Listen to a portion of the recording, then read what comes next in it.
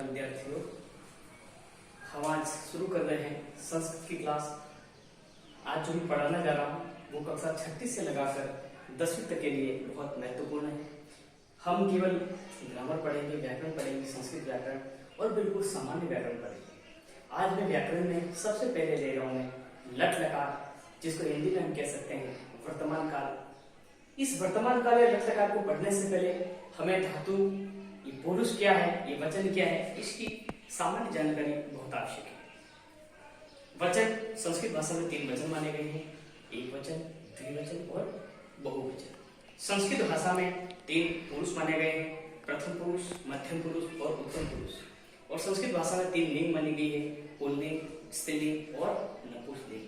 आइए आज हम सभी लट लकार पढ़ते हैं। सबसे पहले मैं एक धातु ले रहा हूं, पट धातु, लट लकार, जिसको हम हिंदी में कह सकते हैं वर्तमान काल। ये काल हमें वर्तमान में जो घटनाएं घट रही है, जो समय हमारे सामने चल रहा है, उसका बोध कराता है। जैसे अभी कोरोना प्रकोप चल रहा है, ये सभी एक वर्तमान है।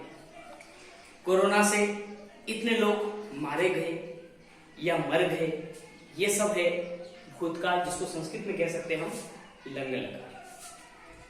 धातु क्या है, सबसे पहले हम धातु को समझते हैं। धातु जिसे हिंदी में कह सकते हैं हम क्रिया,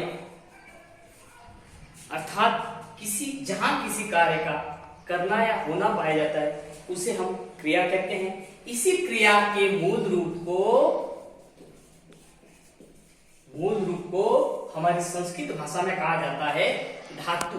अब ये मूल रूप क्या है? जैसे मूल रूप हुआ पठ, ये क्रिया होगी पढ़ना, हिंदी में इसको हम पढ़ना कह सकते हैं। और यही इसका रूप बदल जाएगा, लट लकार के एक वचन में बदल जाएगा, प्रथम पुरुष एक वचन में रूप बदलेगा पठती। लेकिन इन क्रिया का मूल रूप है पठ। ये केवल सामान्य जानकारी थी। अब हम शुरू करते हैं पठ धातु, लट लकार, वर्तमान काल। सबसे पहले हम शुरू करेंगे यहां पर पुरुष, इसके बाद में हम शुरू करेंगे एक वचन, द्विवचन, और यहां पर करेंगे हम बहुवचन। यहां पर होगा प्रपु। प्रपु से तात्पर्य है प्रथम पुरुष। एक वचन में होगा, धातु है पठ, आपको केवल पठती लगाना है, पठती।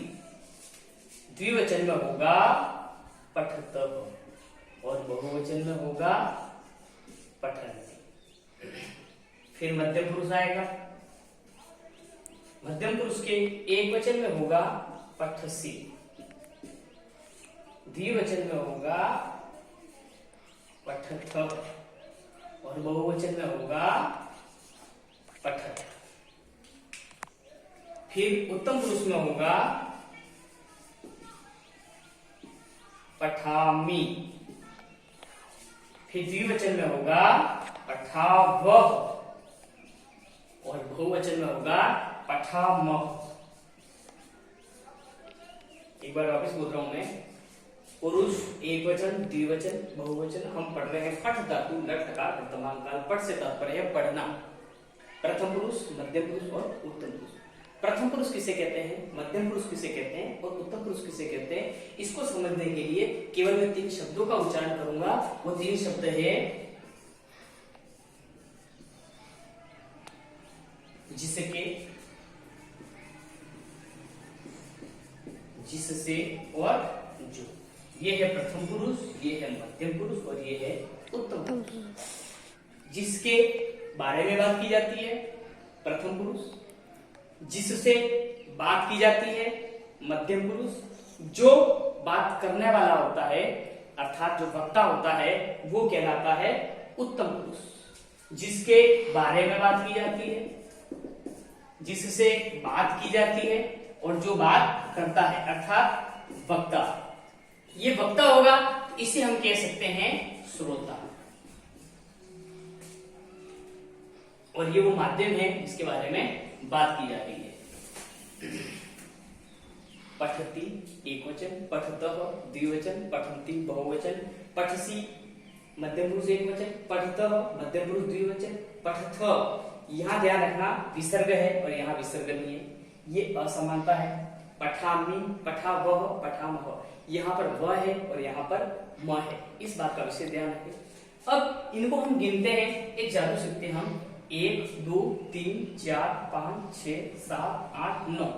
इन 9 धातु रूप जो शब्द है इनके साथ में 9 सर्वनाम शब्द भी चलते हैं। सबसे पहले चलेगा सह, नंबर 2 पे आएगा तो, और नंबर 3 पे आएगा ते, नंबर 4 पे आएगा त्वम, नंबर 5 पे आएगा युवा, नंबर 6 पे आएगा यूयम, नंबर 7 पे आएगा अहम, नंबर 8 पे आएगा आवाम और नंबर 9 पे आएगा वयम। सह अर्थात वह, तो वे दोनों, ते वे सभी, त्वम तुम या आप, युवाम तुम दोनों या आप दोनों, यूयम तुम सभी या आप सभी, अहम मैं, आवाम हम दोनों और वयम हम सभी।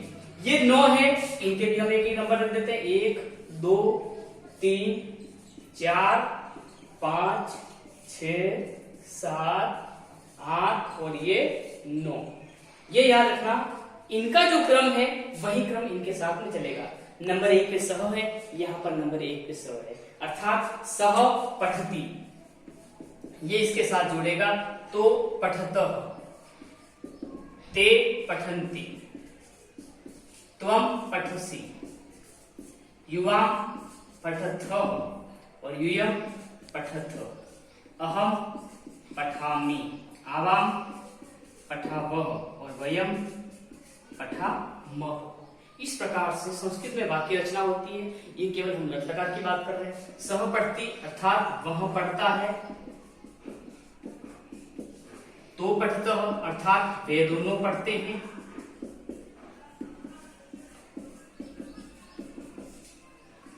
ते पठन्ति अर्थात वे सभी पढ़ते हैं,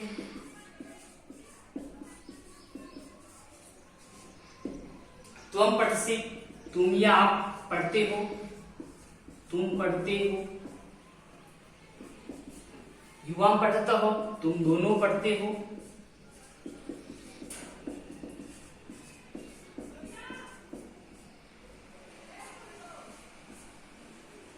यूयम पठतः अर्थात तुम सभी पढ़ते हो, अहम पठामि मैं पढ़ता हूं, आवाम पठावह हम दोनों पढ़ते हैं, और वयम पठामः हम सभी पढ़ते हैं। ये हुई वाक्य रचना। इसमें एक चीज का ध्यान रखना है, ये म जो लिखा है क्या इसके बाद में पहला अक्षर है?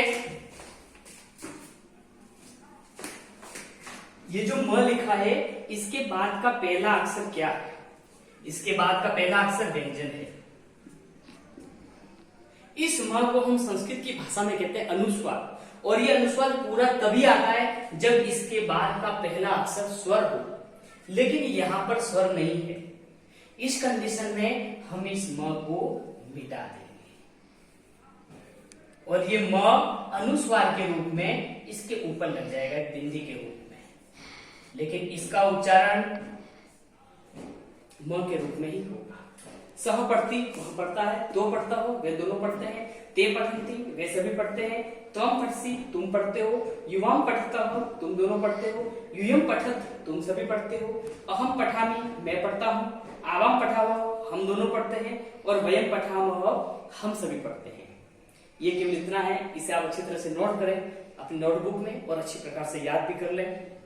आपको कल के लिए जो काम दे रहा हूं मैं वो है वद धातु।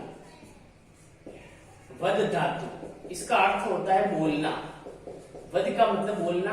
आपको वद धातु लट लकार वर्तमान काल के रूप इसी प्रकार से बनाना है और इसी प्रकार से 9 वाक्यों की रचना करनी है। बस अर्थ जब लिखोगे तो वहां बोलता है सह वदति, वहां बोलता है। इस प्रकार से आप वाक्य बोलेंगे और आशा करता हूं आप सभी घर पर भी सुरक्षित होंगे। धन्यवाद।